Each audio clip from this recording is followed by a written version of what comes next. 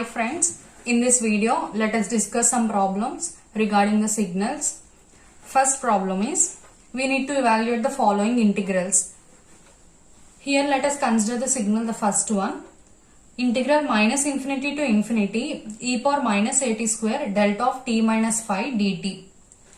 For doing these problems I will tell you how to do. If you consider delta of t minus phi, it is a shifted impulse function. Generally delta of t is impulse function, but it is delta of t minus phi, that is delta of t minus a. So it is a shifted impulse function. Generally what we know, delta of t is equal to 1 for t is equal to 0. Delta of t is equal to 1 for t is equal to 0 and 0 for t not equal to 0. But if it is delta of t minus phi, delta of t minus phi is equal to 1 for t is equal to 5 and 0 for t not equal to 5. It means the signal starts at 5 and the value at 5 and the amplitude at 5 is nothing but 1, and at remaining all other samples its amplitude is 0. So first delta of t minus phi is equal to 1 for t is equal to 5 and 0 for t not equal to 5. Okay. By this what we can say? We can substitute the value in e power minus at square as integral minus infinity to infinity e power minus at square delta of t minus phi dt is equal to e power minus at square at t is equal to 5. Since the signal starts at 5, e power minus a into t phi square, that means 25, which is equal to e power minus 25a. This is the first problem. Next, if you see the second problem, it is also a shifted, that means delayed impulse function. Here the signal starts at 6. Delta of t minus 6 is equal to 1 for t is equal to 6 and 0 for t not equal to 6.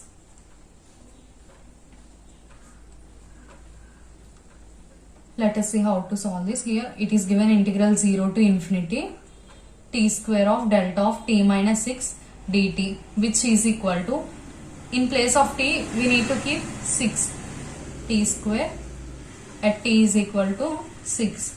6 square is nothing but 36. This is the answer. Let us see the next problem. Next one is delta of t. Delta of t is a unit impulse function. It is not a shifted one. Since it is delta of t, the signal is delta of t is equal to 1 for t is equal to 0 and 0 for t not equal to 0. That means at 0 its amplitude is 1 and at samples other than 0 its amplitude is 0. Integral 0 to 3 delta of t sin 5 pi t dt is equal to sin 5 pi t at t is equal to 0. Sin 5 pi, in place of t you substitute 0. Sin 5 pi into 0, sin 0. Sin 0 is nothing but 0. Let us see the next problem. Delta of t plus 2. Delta of t plus 2. Here the signal starts somewhat earlier. It is an advanced one. It's not a delayed signal. It is shifted one, but it is an advanced signal. If you consider delta of t plus 2, which is equal to 1 for t is equal to minus 2 and 0 for t not equal to minus 2. It means at remaining all other samples its amplitude is 0. Here the signal starts at minus 2. At minus 2 its amplitude is 1. Minus infinity to infinity delta of t plus 2 e power minus 2 t dt, which is equal to e power minus 2 t at t is equal to minus 2. E power minus 2 into minus 2, in place of t we need to substitute minus 2. E power minus 2 into minus 2 is nothing but e power 4. these are about the problems how to evaluate the integrals if the integrals are given related to signals. In this way we have to solve the problems. Next, let us discuss about summations to find the summations of the different types of discrete time signals. Here it is delta of n minus 3. So what can we understand from this? It is a delayed discrete time signal.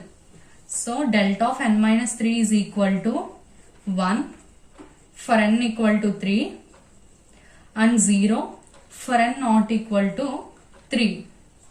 So summation n is equals to minus infinity to infinity e power 3n delta of n minus 3 is equal to e power 3n at n is equal to 3. E power 3 into, in place of n we need to substitute 3. E power 3 into 3, e power 9. This is the way we have to solve the problem. For example, if you consider this one, here it is also a shifted, delayed, impulse, discrete time signal. Since it is n, delta of n minus 2 is equal to 1 for n is equal to 2 and 0 for n not equal to 2. This is the equation of delayed signal of the given problem. If you consider the answer, n where n tends to minus infinity to infinity, sigma n equals to minus infinity to plus infinity, delta of n minus 2 cos 3n is equal to cos 3 into n value is cos 3n at n is equal to 2. Cos 3 into 2 cos 6. This is about the summation. Next, this is the shifted impulse discrete time signal, but it is started somewhat earlier. It is not a delayed one, it is an advanced signal. Delta of n plus 4 is equal to 1 for n equal to minus 4, 0 for n not equal to minus 4. If you don't know how to find the value of n, just equate this value to 0, then you can find the value of n. If n plus 4 is equal to 0, n is equal to minus 4. So equate that value to 0 so that you can find that at which point its amplitude is 1. So in this case, at n is equal to minus 4, its amplitude is 1, and at n not equal to minus 4, at remaining all other samples, its amplitude is 0. So if you consider the problem, sigma n is equal to minus infinity to infinity n square of delta n plus 4, which is equal to n square at n is equal to minus 4 whole square, which is equal to 16. Observe this sum carefully. Next one. Here it is given summation from n is equal to 0 to infinity, not from minus infinity to infinity. It is given from 0 to infinity. Generally, what can you observe from this problem? It is delta of n plus 1. It means the signal has started somewhat earlier.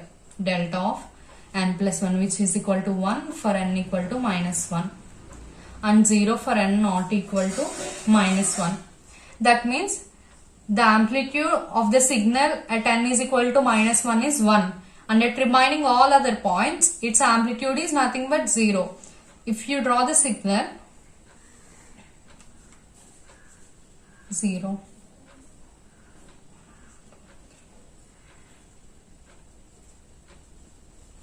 at minus 1, what is its amplitude?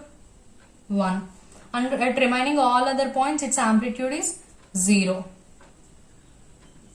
and it goes on infinity.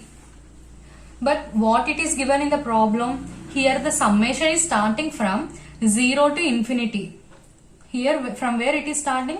0 to infinity. So that what we can say that only at minus 1 its amplitude is 1, but at remaining all other points its amplitude is 0. So when we do summation for the signal from 0 to infinity, what is its value? 0.